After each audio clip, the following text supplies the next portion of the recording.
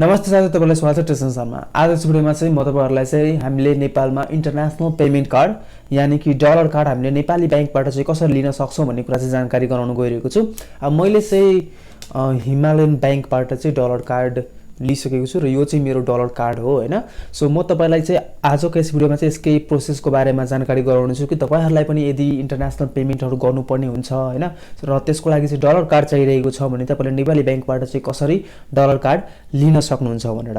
And प्लसमा चाहिँ म तपाईहरुलाई केही यस्तो मिस्टेक्सहरु जुन कि विशेष धेरै जसो मान्छेले डलर कार्ड लिनु पर्यो भने चाहिँ त्यो मिस्टेक्स चाहिँ रिपिट गर्नुहुन्छ, त्यो मिस्टेक्स चाहिँ बिल्कुलै हामीले गर्नु हुँदैन।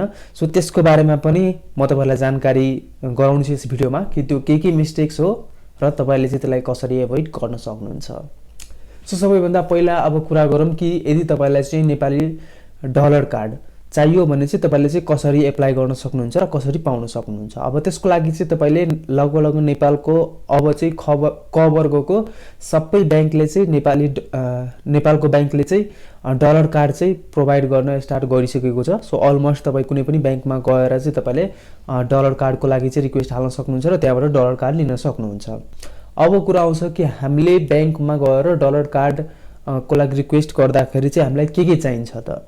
अब सबैभन्दा मेन कुरा चाहिने भनेको के हो कि तपाई जुन बैंकबाट चाहिँ डलर कार्ड लिन डिसाइड गर्नु भएको छ, फर्स्ट अफ अल त्यो बैंकमा चाहिँ तपाईको अकाउन्ट हुनुपर्छ।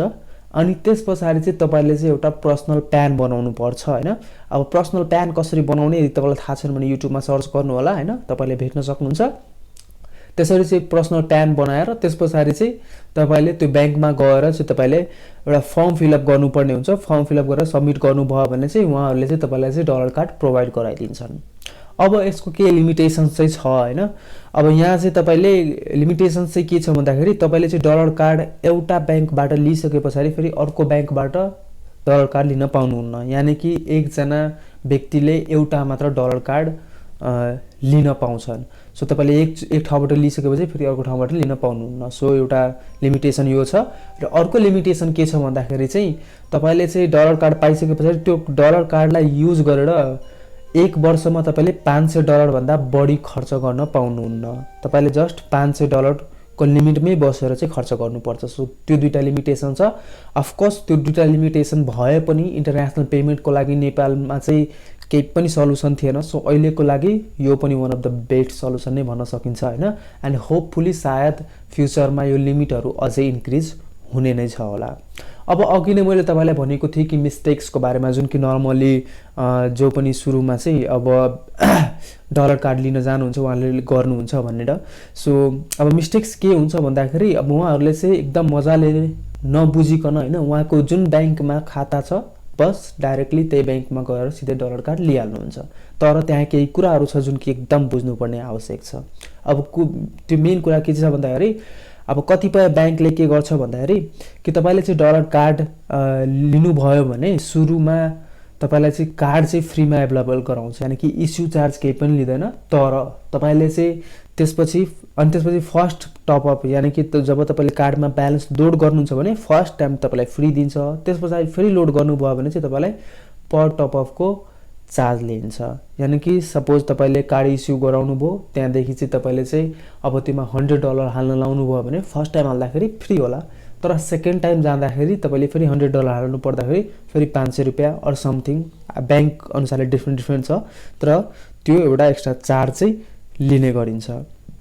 अनि अर्को कुरा के छ भन्दाखेरि अर्को चाहिँ केही बैंकहरु यस्तो पनि छ जसले के गर्छ भन्दाखेरि तपाईले अब कार्डमा टप अप गर्नुभयो, टप अप को लागि त चार्ज लियो। अब तपाईको कार्डमा डलर चाहिँ लोड भइसक्यो। त्यसपछि चाहिँ तपाईले कुनै वेबसाइटमा गएर पेमेन्ट गर्नुभयो हैन। अब तपाईले पेमेन्ट गर्दा पनि हैन तपाईको हरेक ट्रान्ज्याक्सनमा चाहिँ ट्रान्ज्याक्सन चार्ज पनि लिइन्छ हैन।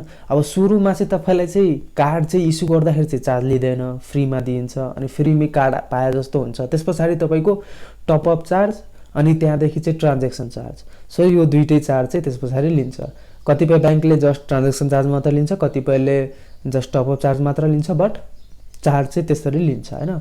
तर यही चाहिँ हो बिगेस्ट मिस्टेक जस्तो मलाई लाग्छ कि किनकि तपाईले ट्रान्ज्याक्सन चार्ज अथवा टप अप चार्ज वाला सिस्टममा जानुभयो भने चाहिँ अब तपाईँले एकैचोटि अमाउन्ट 500 को $500 लोड गर्नुभयो भने त सायद तपाईँलाई फाइदा हुन सक्छ होला। तर तपाईँले चाहिँ कुनै बेला $50, कुनै बेला $20, कुनै बेला $100 यसरी चाहिँ लोड गरेर म खर्च गर्छु, युज गर्छु भनेर सोचिराख्नु भएको छ भने नर्मल सानो इन्डिभिजुअल युजरको लागि त्यो हरेकचोटि टपअप चार्ज चाहिँ तिर्नु भनेको चाहिँ अल्टुगेदरमा चाहिँ धेरै नै ठुलो एमाउन्ट भइहाल्छ, धेरै नै ठुलो चार्ज भइहाल्छ। सो यो मिस्टेक चाहिँ बिल्कुलै नगर्नु होला। तपाईँले चाहिँ सुरुमा गएर चाहिँ ब्याङ्कमा गएर बुझ्नु होला कि तपाईँले चाहिँ त्यहाँबाट डलर कार्ड लिँदाखेरि हैन तपाईँलाई चाहिँ टपअप चार्ज तिर्नुपर्छ कि पर्दैन र त्यहाँदेखि ट्रान्ज्याक्सन चार्ज तिर्नुपर्छ कि पर्दैन। अब कतिपय ब्याङ्कहरू तपाईँले यस्तो भेट्न सक्नुहुन्छ जहाँ कि के हुन्छ भन्दाखेरि सुरुमा इस्यु चार्ज चाहिँ तपाईँबाट लिइन्छ, ₹1000 ₹1500 लिइन्छ। त्यसबापत तपाईँलाई चाहिँ 4 वर्ष या 5 वर्ष भ्यालिडिटी भएको USD कार्ड चाहिँ डलर कार्ड चाहिँ दिइन्छ हैन। र त्यहाँ चाहिँ त्यसपछि तपाईँले कुनै पनि रिन्युअल चार्ज पनि तिर्नु पर्दैन, टपअप चार्ज पनि तिर्नु पर्दैन र त्यहाँदेखि ट्रान्ज्याक्सन चार्ज पनि तिर्नु पर्दैन। सो तपाईँहरूको लागि चाहिँ बेस्ट अप्सन भनेको चाहिँ त्यो चाहिँ हुनसक्छ। बरु इस्यु चार्ज 1000 देखि 1500 अब कति छ ब्याङ्कमा त्यो तिर्नुहोस्, तर यो ट्रान्ज्याक्सन चार्ज र टपअप चार्जवाला कार्ड चाहिँ एभोइड गर्नुहोस्। सो मेजर मिस्टेक्स भने यही हो। सो यो मिस्टेक्स चाहिँ तपाईँहरू पनि नगर्नु होला हैन, यसलाई चाहिँ एभोइड गर्नु होला। मैले चाहिँ पर्सनली चाहिँ हिमालयन ब्याङ्कबाट लिएको छु र यसको चाहिँ मलाई सुरुमा अब गर्दाखेरि $10 बराबरको चाहिँ इस्यु चार्ज परेको थियो र त्यस पछाडि चाहिँ अब यसको रिन्युअल चार्ज केही पनि छैन, ट्रान्ज्याक्सन चार्ज पनि केही छैन र त्यहाँदेखि टपअप चार्ज पनि केही छैन। सो तपाईँले पनि यदि चाहनुहुन्छ भने हिमालयनबाट लिन सक्नुहुन्छ अथवा अन्य पनि ब्याङ्कहरूबाट लिन सक्नुहुन्छ हैन। तपाईँलाई जहाँबाट सजिलो लाग्छ त्यहाँबाट लिन सक्नुहुन्छ। बस त्यो दुईटा कुरा ध्यान दिनु होला, ट्रान्ज्याक्सन चार्ज र टपअप चार्ज चाहिँ तिर्नु नपरोस्। सो आई होप कि तपाईँहरूले बुझिसक्नुभयो होला कि यदि तपाईँले चाहिँ नेपालमा चाहिँ यदि डलर कार्ड तपाईँलाई यदि चाहिएको छ भने चाहिँ तपाईँले कसरी एप्लाई गर्न सक्नुहुन्छ र कसरी लिन सक्नुहुन्छ भनेर। एन्ड आई नो कि तपाईँहरूमध्ये धेरैजनाको मनमा धेरै क्वेसन्सहरू छ कि हामीले यो डलर कार्ड कहाँ युज गर्न सक्छौँ, कहाँ युज गर्न सक्दैनौँ भनेर। अब हुन त त्यस्तो हजारौँ वेबसाइट छ जहाँ कि डलरमा पेमेन्ट गर्न सकिन्छ हैन। सो सबै वेबसाइटमा त टेस्ट गरेर सकिँदैन, भ्याइँदैन हैन। तर तै पनि मोस्ट अफ द नेपाली मान्छेलाई इन्ट्रेस्ट हुने वेबसाइटहरू जस्तै कि पेपलमा काम गर्छ कि गर्दैन हैन, युसेयर किन्न काम गर्छ कि गर्दैन, अलिबाबामा काम गर्छ कि गर्दैन हैन। सो यस्तो यो केही कमन वेबसाइटहरू जुन कि नेपालीहरूको इन्ट्रेस्टमा अलिकति बढी आउँछन्। सो त्यस्तो वेबसाइट्सहरूमा चाहिँ म यो कार्डलाई चाहिँ आफ्नो कार्डलाई चाहिँ टेस्ट गरेर त्यसको बारेमा पनि भिडियो बनाएर डेफिनेटली राख्ने नै छु हैन यस युट्युब च्यानलमा। सो त्यही भएर च्यानललाई चाहिँ सब्स्क्राइब गरिहाल्नु होला र त्यसपछि चाहिँ बेल आइकन पनि क्लिक गरिहाल्नु होला ताकि नेक्स्ट भिडियो बनाउँदाखेरि तपाईँसँग नोटिफिकेसन पुगोस्। र यदि तपाईँलाई यो भिडियो मन परेको छ भने भिडियोलाई लाइक हानिदिनु होला र आफ्नो साथीहरूसँग पनि यो भिडियोलाई सेयर गरिदिनु होला। सो यति भन्दै म तपाईँहरूबाट बिदा माग्न चाहन्छु। हस्त नमस्ते, जय नेपाल।